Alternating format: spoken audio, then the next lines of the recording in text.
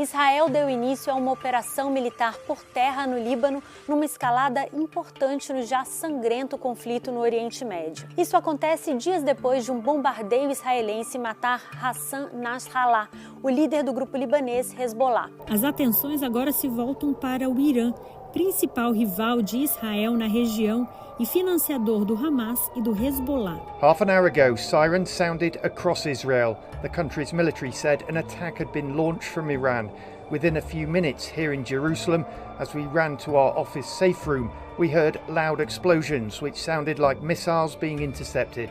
Earlier, Israel's military said it had received US intelligence that Iran was preparing to launch a missile attack. O premier israelense Benjamin Netanyahu sinalizou que pode continuar a expandir a guerra que vem sendo travada há um ano na faixa de Gaza e agora no Líbano. There is nowhere in the Middle East Israel cannot reach. There is nowhere we will not go to protect our people and protect our country. Para o editor da BBC, Jeremy Bowen, o Oriente Médio se encontra em sua situação mais perigosa de sua história recente. Eu sou Natália Passarinho, da BBC News Brasil, e neste vídeo eu explico em 4 pontos a invasão israelense, as rivalidades por trás dela e o que pode acontecer agora, já que existe o temor de que o conflito possa se espalhar ainda mais. Começo explicando a operação israelense. Israel anunciou que suas tropas entraram no Líbano para o que chama de missão limitada, localizada e focada contra o Hezbollah. A justificativa é de que os foguetes lançados pelo Hezbollah a partir do sul do Líbano representam, entre aspas, uma ameaça imediata para comunidades israelenses. O fogo cruzado entre os dois lados já dura um ano, simultaneamente à guerra em Gaza, que começou após ataques do grupo palestino Hamas matarem cerca de 1.200 israelenses. Depois que Israel iniciou a ofensiva contra o Hamas na região, em outubro de 2023, e bombardeou diferentes regiões de Gaza, matando civis, o Hezbollah prometeu vingança. Passou a lançar foguetes rumo ao território israelense. Israel argumenta que esses foguetes forçaram o deslocamento de 60 mil israelenses que moram no norte do país. Já o Hezbollah, um grupo armado e partido político financiado pelo Irã, diz que age em solidariedade ao povo palestino e que só vai parar de disparar contra Israel quando cessarem os conflitos em Gaza. Mas nas últimas semanas, esse fogo cruzado com o Líbano escalonou duramente. Primeiro, integrantes do Hezbollah foram alvos de explosões em seus aparelhos de comunicação, como pagers e walkie-talkies. Logo depois, as forças militares israelenses iniciaram uma série de ataques aéreos contra milhares de alvos no Líbano. Um desses ataques matou o líder do Hezbollah, Hassan Nasrallah, que havia ficado à frente do grupo por mais de 3 décadas. Explosões agora são ouvidas constantemente em diversos pontos de Beirute, afetando também dezenas de milhares de civis sem vínculo com o Hezbollah. Até o momento em que eu gravo este vídeo, mais de 1.000 pessoas já morreram durante os bombardeios no Líbano. O número de libaneses que tiveram que deixar suas casas pode passar de 1 milhão, segundo o governo. O número chama a atenção quando se leva em conta que o Líbano tem apenas 5 milhões de habitantes. Autoridades dizem também que um campo de refugiados palestino foi atingido perto de Sidon. A repórter da BBC, Orla Guerin, disse que a ofensiva israelense já atinge áreas densamente povoadas da capital libanesa. The war isn't confined to the Hezbollah suburbs now. It's right here, and all the signs point to escalation. Tanques e tropas estão posicionados no norte de Israel, perto da fronteira com o Líbano. O exército declarou a região uma zona militar fechada. A ofensiva tem provocado cenas de caos em Beirute e uma fuga em massa do Líbano. Plenty of people leaving the city and the south of the country. The number of people who've crossed into Syria now over 100,000. O premier libanês Najib Mikati afirmou que o país enfrenta uma das fases mais perigosas da sua história. Vários países, incluindo o Reino Unido e o Brasil, lançaram operações para retirar seus cidadãos do Líbano. A FAB vai coordenar a logística para a retirada de brasileiros.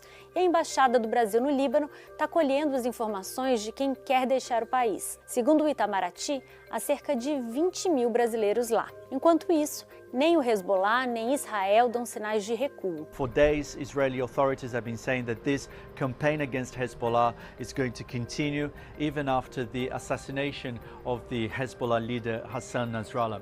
And Hezbollah is vowing to resist. The group's number 2, Naim Qassem, gave his first public speech since the assassination of Hassan Nasrallah.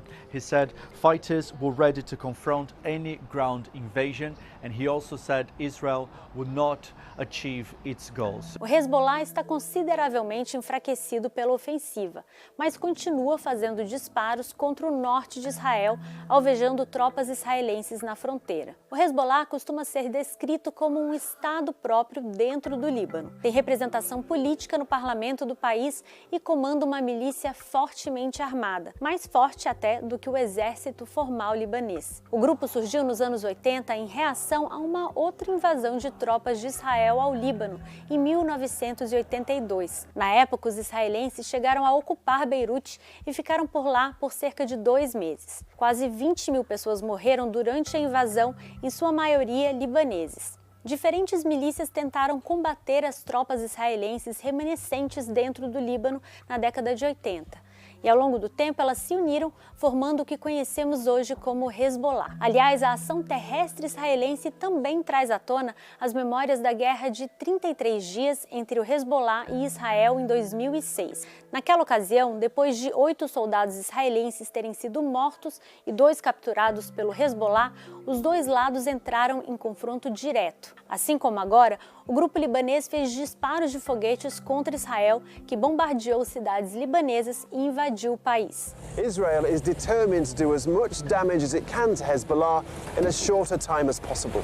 Mas essa invasão por terra em 2006 não foi um sucesso para Israel. Apesar da guerra ter terminado sem um vencedor claro, o Hezbollah não saiu enfraquecido do conflito. Ele ampliou consideravelmente seu arsenal militar e o número de combatentes. Hoje, graças ao financiamento do Irã, o grupo possui entre 120 mil e 200 mil foguetes e mísseis e diz contar com 100 mil combatentes, embora estimativas independentes calculem que esse total seja, na verdade, de 50 mil. Agora, aliás, as atenções se voltam para o Irã, que já lançou mísseis contra Israel horas depois da invasão ao Líbano.